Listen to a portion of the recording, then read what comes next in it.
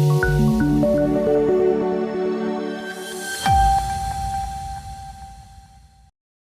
રાજ્યમાં 2025માં વિવિધ ઐતિહાસિક સીમાચિહ્નરૂપ જન્મોત્સવની ઉજવણી કરાશે. મુખ્યમંત્રી ભૂપેન્દ્ર પટેલના અધ્યક્ષસ્થાને શેરિંગ કમિટીની પ્રથમ બેઠક. સમગ્ર ગુજરાતમાં 2025ના વર્ષમાં ઐતિહાસિક જન્મોત્સવ કાર્યક્રમની વિવિધ ઉજવણી જનભાગીદારી સાથે ભવ્ય રીતે થવાની છે.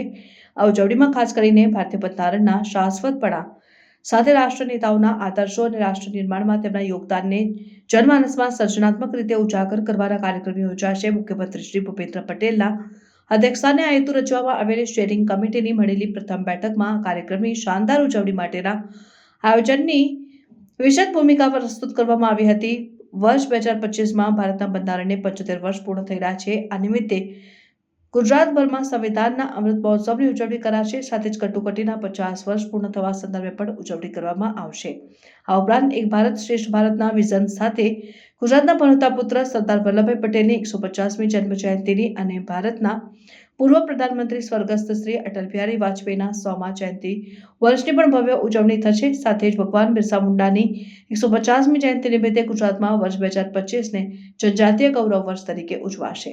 આ બધા જ ઉજવણી કાર્યક્રમોને વધુ લોકભોગ્ય અને પ્રજા સહભાગિતા પ્રેરિત બનાવવા વિવિધ સ્પર્ધાઓ, વ્યાખ્યાનમાળાઓ, ટ્રાઇબલ હેરિટેજને પ્રોત્સાહિત કરવા, જનજાતિ ગૌરવ મેળાઓ વગેરેના સમયબદ્ધ આયોજનની વિગતવાર પ્રસ્તુતિ મુખ્યમંત્રીશ્રી અને મંત્રીશ્રીઓ સમક્ષ આ બેઠકમાં કરવામાં આવી હતી.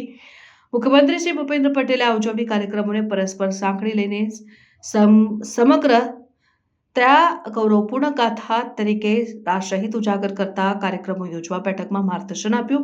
રાજ્ય સરકારના મંત્રીશ્રીઓ અને વરિષ્ઠ સચિવો સહિત 28 સભ્યોની આ સ્ટેરિંગ કમિટીમાં રજૂ થયેલ પ્રેઝન્ટેશનને વધુ વ્યાપક અને જનભાગીદારી સભર બનાવવાના હેતુસર ઝીણવટપૂર્વક અભ્યાસ અને યોગ્ય સુધારાઓ માટે પ્રેરક સૂચનો પણ મુખ્યમંત્રીશ્રીએ કર્યા હતા. સંવિધાનનો અમૃત મહોત્સવ અને આપાતકાલના 50 વર્ષની ઉજવણી સંદર્ભે યોજાનાર વિવિધ કાર્યક્રમો અંગે અગ્ર સચિવ શ્રી અશ્વિની કુમાર તથા યુવક સેવા સાંસ્કૃતિક પ્રવૃત્તિના કમિશનર શ્રી આલોક પાંડેએ મુખ્યમંત્રીશ્રી તથા મંત્રીશ્રીઓ સમક્ષ પ્રેઝન્ટેશન રજૂ કર્યું હતું. સરદાર વલ્લભભાઈ પટેલની 150મી જન્મ જયંતિની ઉજવણી કાર્યક્રમના નોડલ વિભાગ તરીકે ગૃહ વિભાગ જવાબદારી સંભાળશે. તેના અગ્ર સચિવ શ્રીમતી નિપુણા તોરવણે તેમજ ભગવાન બિરસા મુંડાની 150મી જન્મ જયંતિ, જનજાતીય ગૌરવ વર્ષની ઉજવણી કાર્યક્રમની વિસ્તૃત માહિતી આદિજાતિ વિકાસ કમિશનર શ્રી ગુલાટીએ આપી હતી. શ્રી અટલ બિહારી વાજપેયીજીના 100મા જન્મ જયંતિ વર્ષની ઉજવણીના કાર્યક્રમો રાજ્ય સરકારના સામાન્ય વહીવટ વિભાગ અને વહીવટી સુધારણા તાલીમ પ્રભાગ દ્વારા કરવામાં આવશે. આ કાર્યક્રમની વિગતવાર માહિતી દર્શાવતું પ્રેઝન્ટેશન અધિક મુખ્ય સચિવ શ્રી કમલ ધ્યાની અને અગ્ર સચિવ શ્રી ધનંજય ત્રિવેદીએ કર્યું.